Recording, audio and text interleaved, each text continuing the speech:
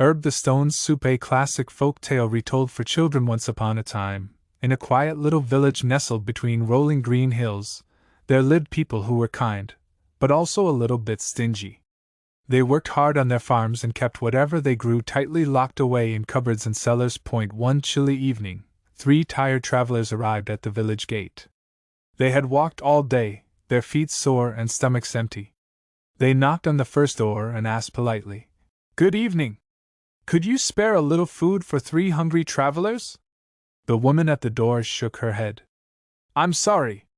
We barely have enough for ourselves." At the next house, the man said, "We have nothing to share tonight." And so it went, door after door. The travelers looked at each other and smiled. "Very well," said the first one. "If no one can share food, we'll have to make stone soup." The villagers, curious, peeked out from behind their curtains. "Stone soup? What's that?" they whispered. The travelers set up a small pot in the village square, filled it with water from the well, and lit a fire beneath it. Then one of them picked up a smooth, round stone and gently dropped it into the pot. The villagers began to gather around. "What are you doing?" asked a boy. "We're making stone soup," said the traveler with a grin. "It's delicious.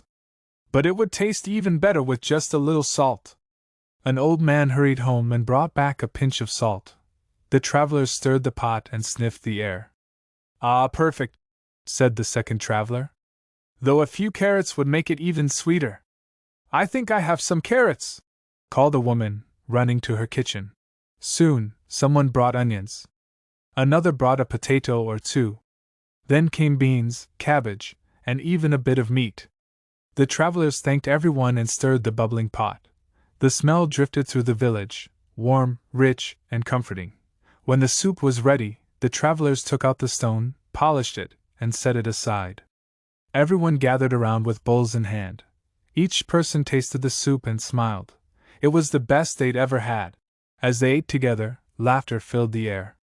The villagers realized that by sharing just a little, they had created something wonderful together.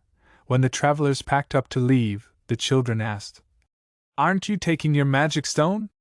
The first traveler smiled. "Oh no, we'll leave it here.